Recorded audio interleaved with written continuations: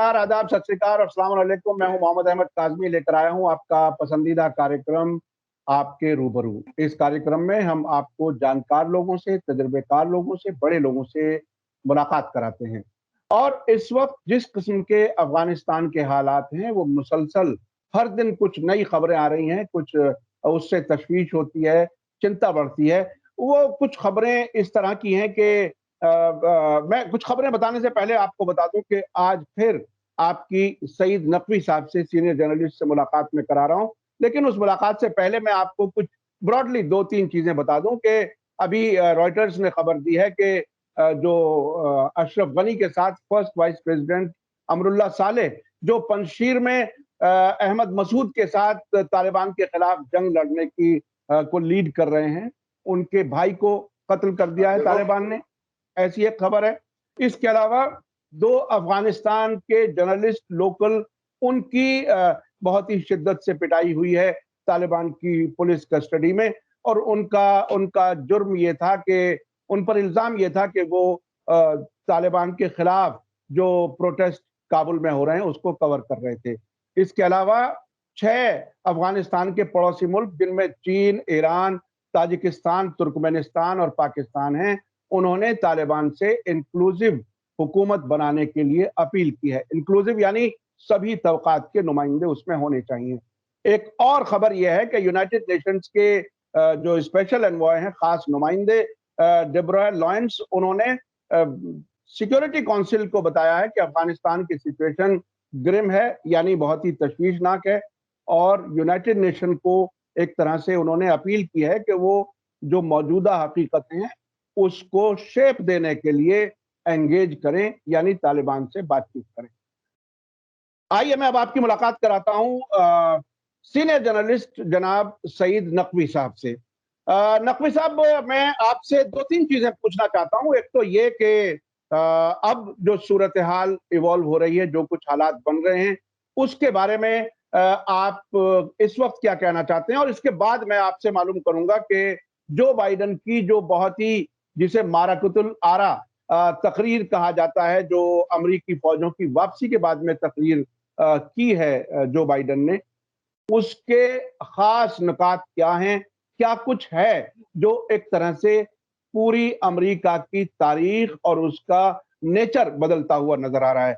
नकवी साहब, आप पहले सवाल का जवाब आप पहले दें, फिर जाएंगे हम जो बाइडन की तकरीर। देखिए, हालात जो हैं वो अभी उनकी रविश इतनी तेज है कि अभी उसके ऊपर कोई कंक्लूसिव बात कही नहीं जा सकती। मेरा अपना अंदाजा ये है कि 16 और 17 सितंबर को दुशांबे में जो एक समिट अफगानिस्तान पे हो रही है, शंघाई कोऑपरेशन काउंसिल ने उस कॉन्फ्रेंस को कॉल किया है, जिसमें तमाम लोग होंगे। और वहां मुझे ऐसा लगता है कि कोई एक अंदाजा इस बात का हो पाएगा कि तालिबान से किस हद तक तालमेल लोगों की है। देखिए, तालिबान से तालमेल सब जितने भी मुल्क उनको रिंग कर रहे हैं, इंक्लूडिंग इंडिया, किसी हद तक है। ये तो तय हो गया है कि सब या तो अंडर द टेबल या ओवर द टेबल गुफ्तगू तालिबान से कर रहे हैं। लेकिन एक मुश्तरका तौर से एक बात हो, वो मेरे ख्याल में शायद उसका पहला नमूना दिखेगा हमें 16-17 सितंबर को, जो दुशांबे में कॉन्फ्रेंस होने वाली थी। ये मुझे मालूम था। अब ये कि अभी वो किसी वजह से अगर पोस्टपोन कर दी जाए तो उसका मुझे अंदाजा नहीं है। क्यों पोस्टपोन की जाए मुझे मालूम नहीं। बहरहाल ये जो हालात हैं जिसमें कि यूएन आए, ये तो हमको सूट करता है, हिंदुस्तान को सूट करता है, क्योंकि हमारे पास कम पत्ते हैं खेलने के लिए। और यूएन में अगर बात आ जाए तो जहाँ के भी परमानेंट टेम्पररी परमानेंट प्रेसिडेंट थे हम लोग, उसमें कुछ रेजोल्यूशंस हमने पास कर दिए। एक पास कर दिया जिसमें कि चीन और रूस दोनों को बड़ी शिकायत थी और दोनों ने उस पर एब्सटेन किया। वो शिकायत क्या थी? शिकायत ये थी कि आप लोग ब्रेन ड्रेन, ये रूसी सफीर जो है वहां पे, उन्होंने परमानेंट रिप्रेजेंटेटिव इन यूएन, उन्होंने कहा कि आप ब्रेन ड्रेन फैसिलिटेट कर रहे हैं, यानी जितने भी पढ़े लिखे इंजीनियर्स, साइंटिस्ट, तालिब इल्म, जो लिटरेचर, अदबियात, ये सब पढ़े लिखे लोग, आप उनको खींचे लिए जा रहे हैं। नतीजा ये है कि टैलेंट, जिस पूल की जरूरत है तालिबान को, शायद उनको मुहैया ना हो सरकार चलाने के लिए, नंबर एक। नंबर दो, उनकी दौलत आपने खींच दी है, आपने उनके एसेट्स फ्रीज कर रखे हैं। तो इन सब चीजों पे नजर रखनी चाहिए थी उस रेजोल्यूशन के पास करने से पहले। ये अहम है वो, ये लोगों का ऑब्जेक्शन। तो ये सब होंगे वहां दुशांबे में, तो हम देखेंगे। लेकिन अब दो चीजें बहुत अहम हुई।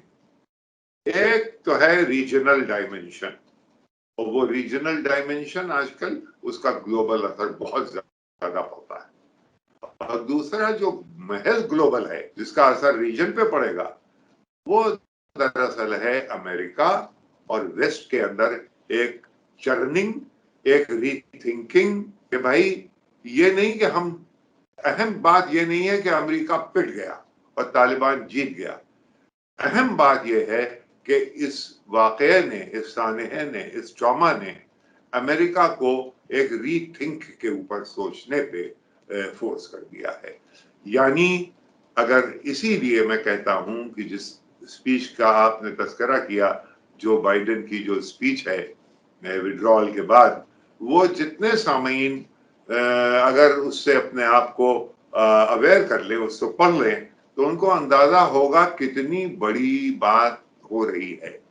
यानी जो जंगें जिन्होंने इराक को बर्बाद किया, जिसमें बगदाद के म्यूजियम को लूटा गया, जो कि अजीम तरीन म्यूजियम हुआ करता था, जिसने सीरिया को बर्बाद किया, जिसने लेबनान को इस हालत में ले आए कि वहां साल साल भर बरसों सरकार नहीं होती है, जिसने लिबिया को न देना एक न देना दो बर्बाद कर दिया, जिसने सूडान को, तो ये जो, और अफगानिस्तान तो अभी सबके सामने ही है, ये जो जंगें थी, जो इंपीरियल जंगों के नाम से, आमतौर से जो आजकल के जर्नलिस्ट हैं, वो लफ्ज इंपीरियल को इस्तेमाल नहीं करते।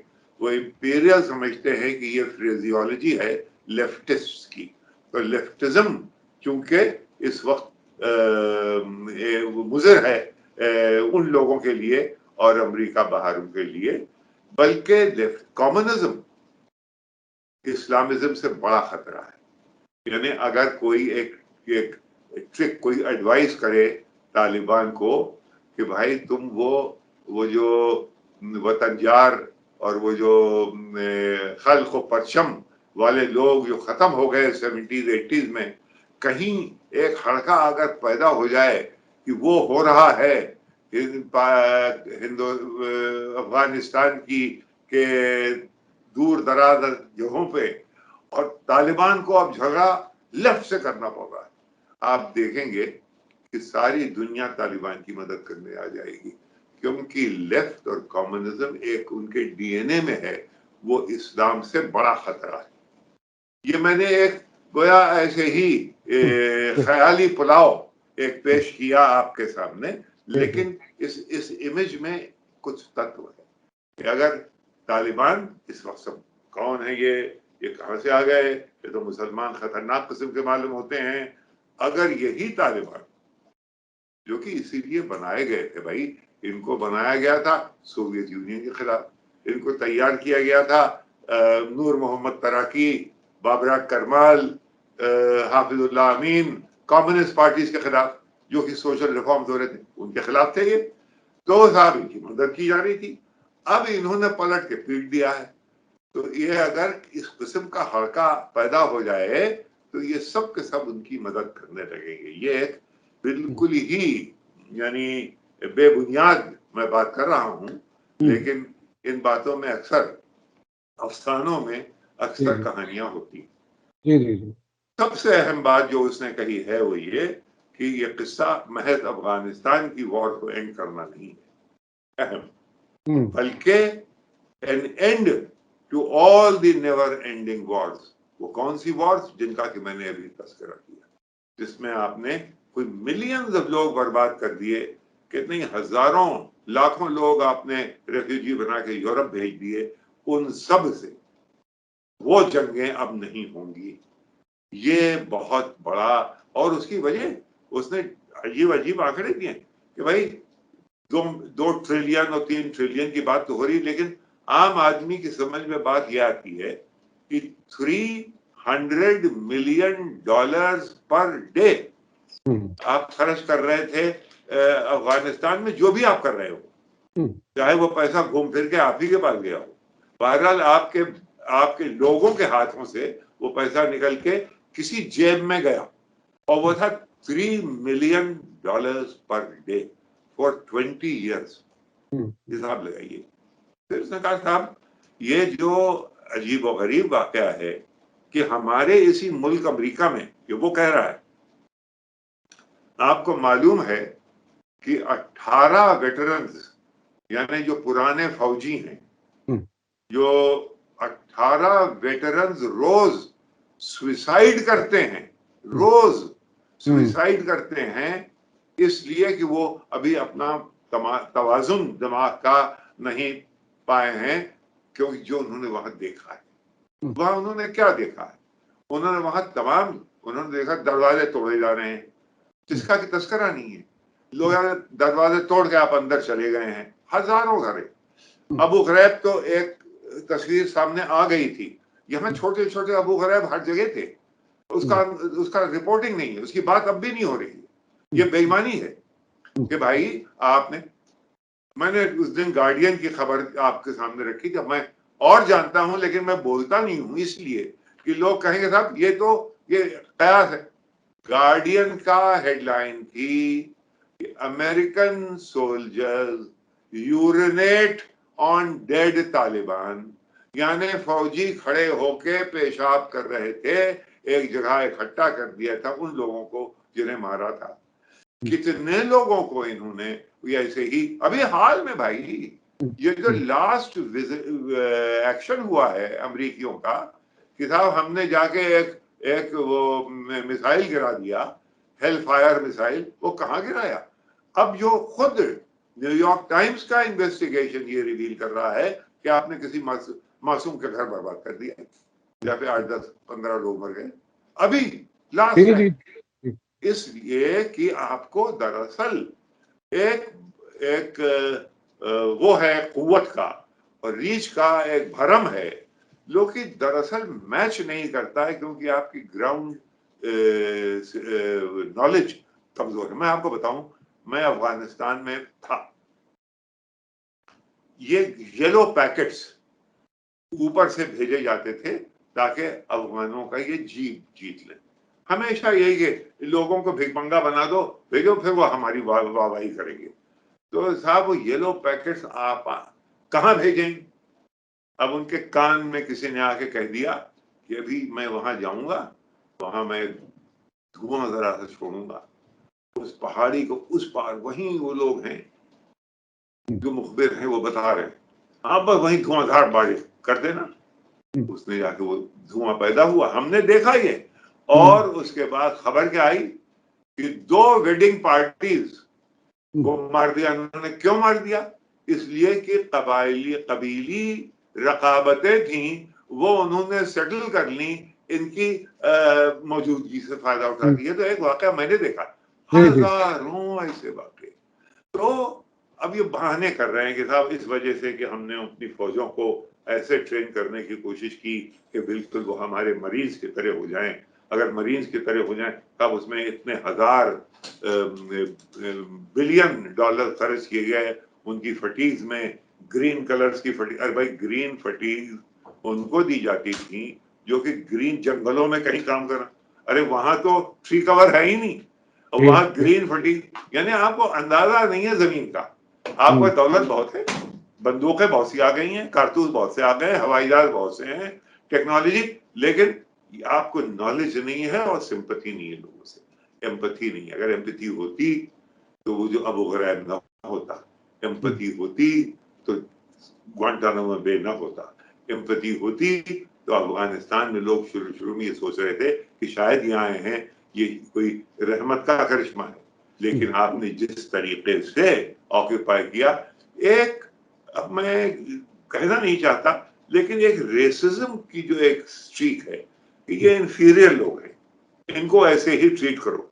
अभी हम आप बात कर रहे हैं, ऑस्ट्रेलिया में मुकदमा चल रहा है उस एक सोल्जर के ऊपर जिसको कि विक्टोरिया क्रॉस दिया जा चुका है, उसने 42 लोगों को गोली ऐसी मार दी, सिविलियंस को।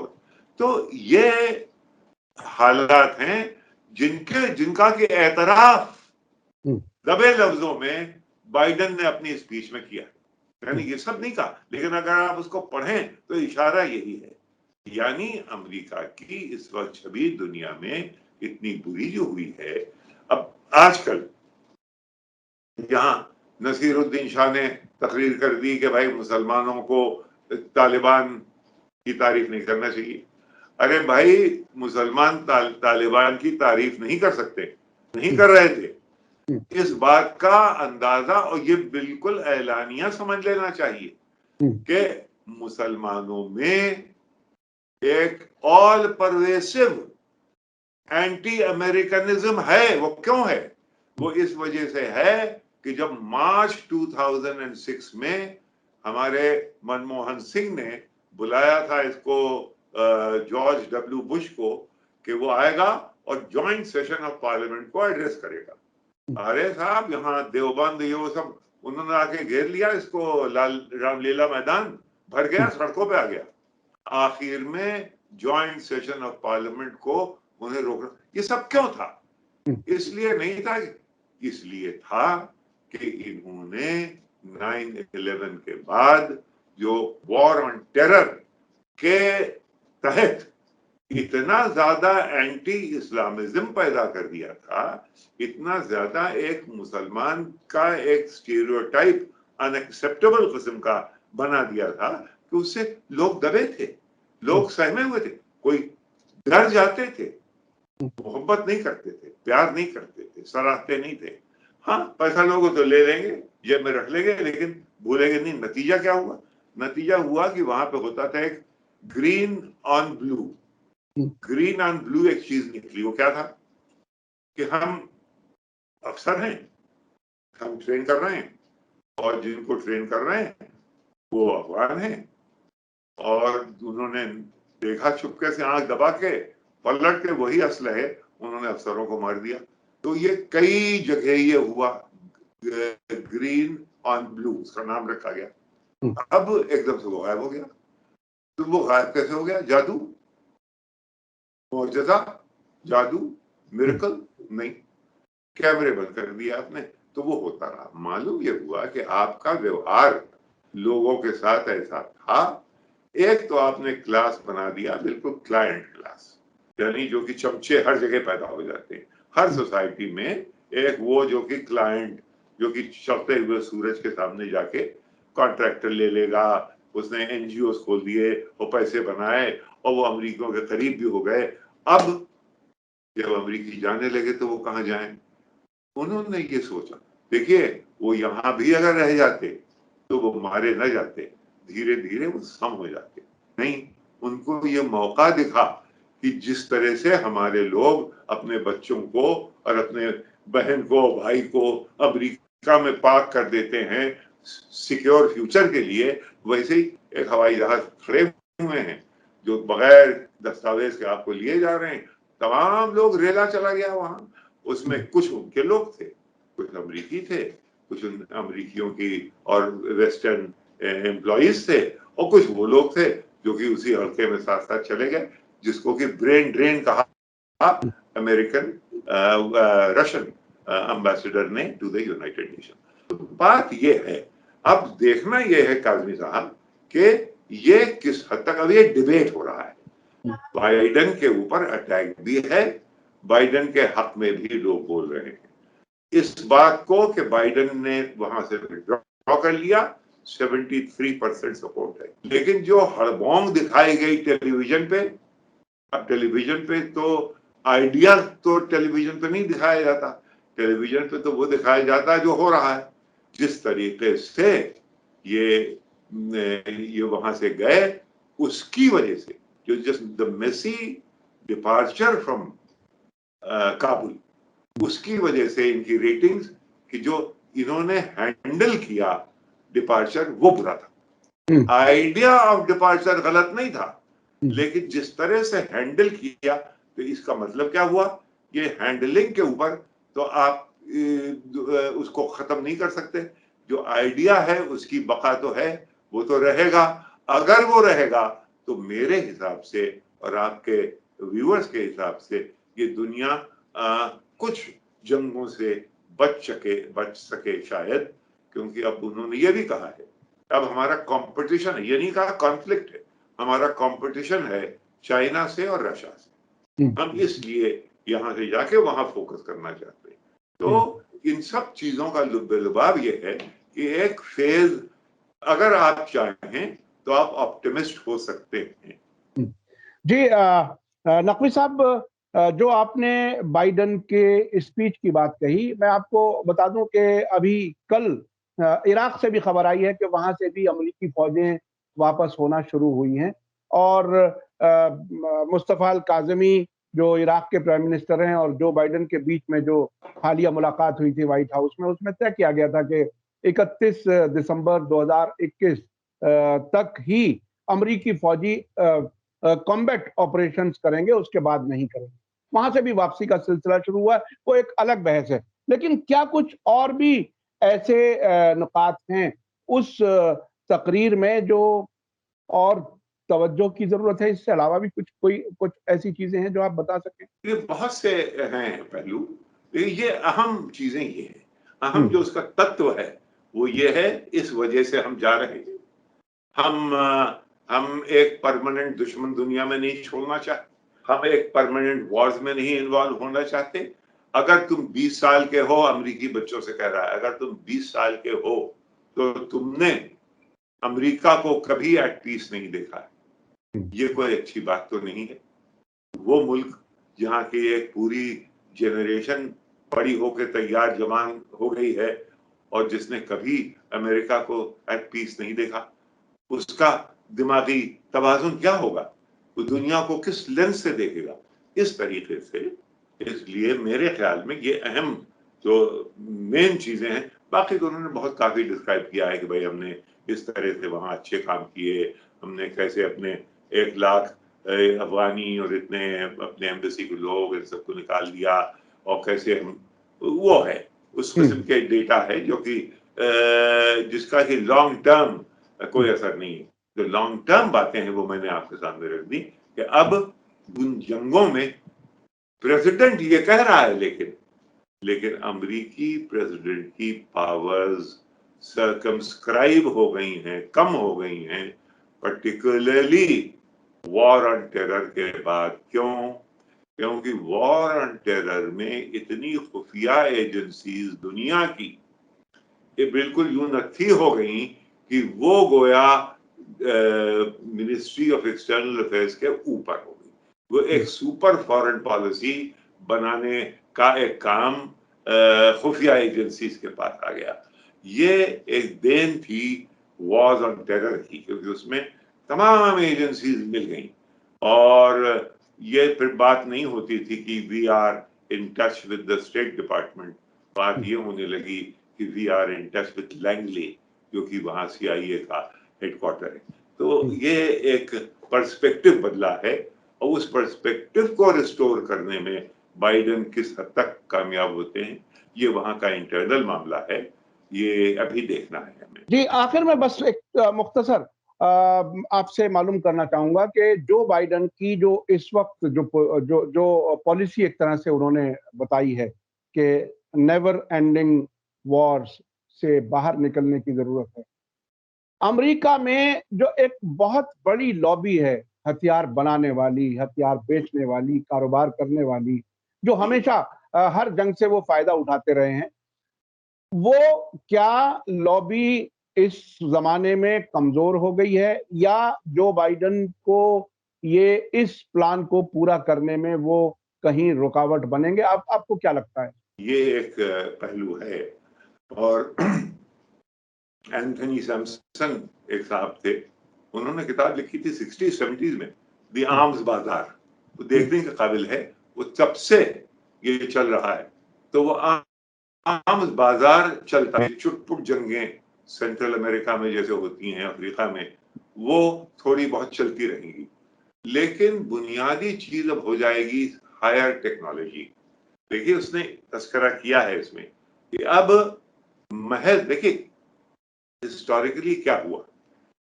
اب یہ دیکھیں کہ 632 میں رسول اللہ صلی اللہ علیہ وآلہ وسلم ان کا انتقال ہوا 632 میں, اور 711 میں مسلم فورسز کراس کر کے موراکو سے یہ راک آف جبرالٹر, جس کو جبل الطارق نام دیا, اور پھر پورا پیننسولا یعنی اسپین اور پورٹگل سب کانکر کر لیا, اور بلکہ پیرینیز کو کراس کر کے نیچے گئے, ادھر فرانس کی طرف بھی بڑھے, ادھر بھی ہوا بہت سارا.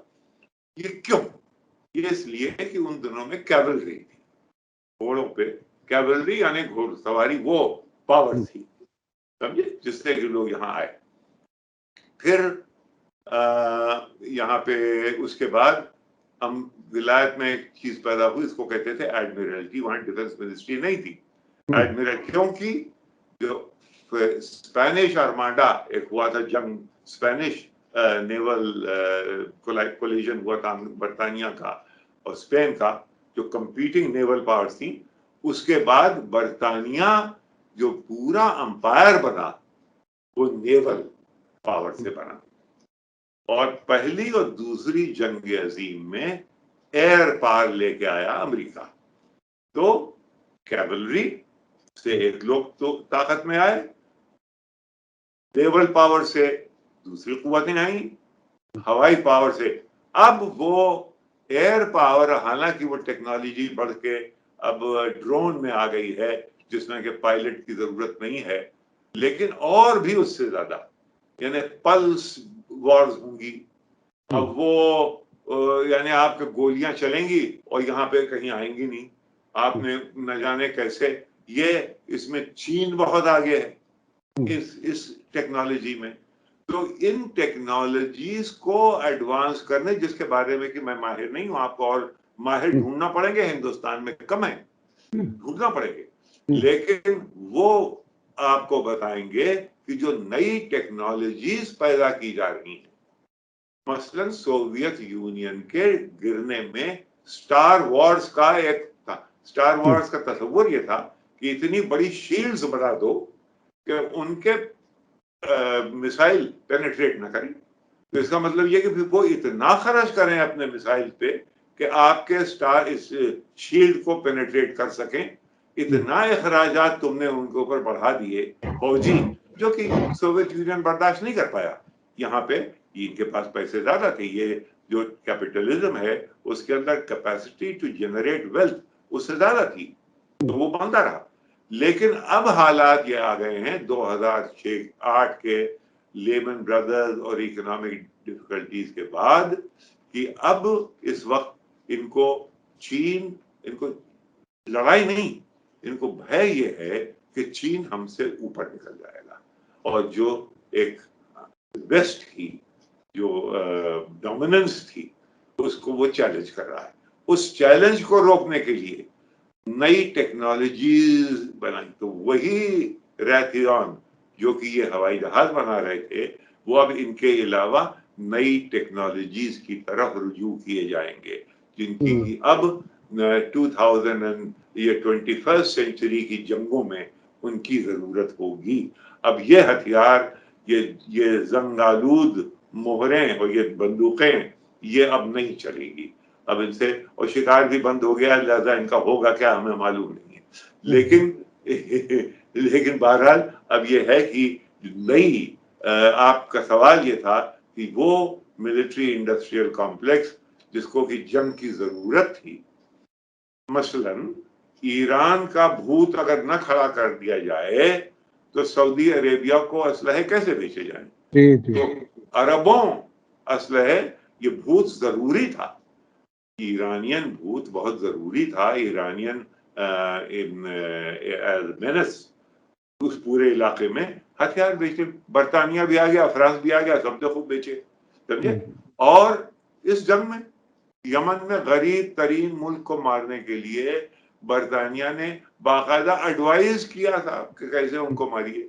तो ये जो चीजें थी, अब ये मामले तो हो गए हैं तय, अब इनको लड़ना है चीन से और रूस से। वो दोनों बिल्कुल यूं मिले हुए हैं और उन्हीं में मिले हुए और भी लोग हैं जैसे ईरान।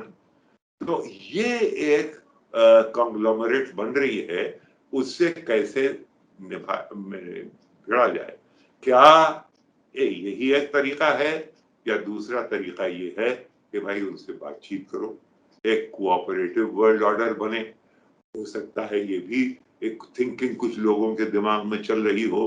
अगर एक कोऑपरेटिव वर्ल्ड ऑर्डर बने जिसका हम भी हिस्सा बने, बजाय इसके कि हम अमेरिका को सिर्फ इसलिए उससे दोस्ती रखें कि वो हमारा इस्तेमाल करेगा चीन के खिलाफ, यानी जो और इस्तेमाल थे वो सब खत्म हो रहे हैं। आपने कल अखबार में पढ़ा होगा, फोर्ड मोटर्स ने फैक्ट्री बंद कर दी है, जनरल मोटर्स ने फैक्ट्री बंद कर दी है यहाँ। अब ये है कि नहीं नहीं नहीं, लेकिन अभी चीन से ही झगड़ा है तो उसमें हम उनके काम आएंगे। तो कहीं चीन से वो मिल गए। आपको याद होना चाहिए कि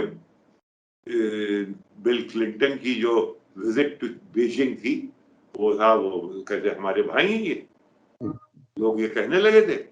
तो कहीं पलट के चीन से गुफ्तगू होने लगी तो एक सवालिया हमारे सामने एक सवाल खड़ा हो जाएगा कि अब हम किधर जाएं। जी जी, बहुत बहुत शुक्रिया सईद नकवी साहब, आपने आखिर में इस्लामिक हिस्ट्री का भी जिक्र किया और किस तरह से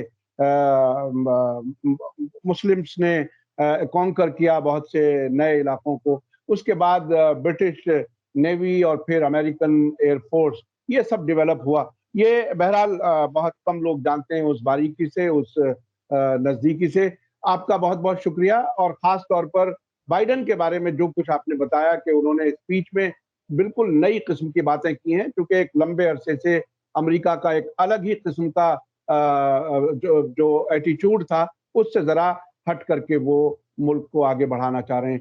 बहुत बहुत शुक्रिया सईद नकवी साहब, आपसे हमेशा बात करने के साथ हमें बहुत कुछ सीखने को मिलता है और हमारे दर्शक भी आपको मुसलसल देख रहे हैं, पसंद कर रहे हैं और वो रिक्वेस्ट हमेशा करते रहते हैं कि नकवी साहब को जब भी मुमकिन हो सके तो ज़रूर बात कर लिया करें, मुलाकात करा दिया करें। इसी के साथ मुझे दीजिए इजाज़त। धन्यवाद, शुक्रिया। जय भारत, जय हिंद। मीडिया स्टार वर्ल्ड के और वीडियो देखने के लिए हमारे चैनल को सब्सक्राइब करें और सीधे नोटिफिकेशन पाने के लिए बेल आइकन दबाएं। और अगर हमारी खबर सच्ची और अच्छी लगे तो अपने व्हाट्सएप, इंस्टाग्राम, फेसबुक और ट्विटर अकाउंट पर ज़रूर शेयर करें।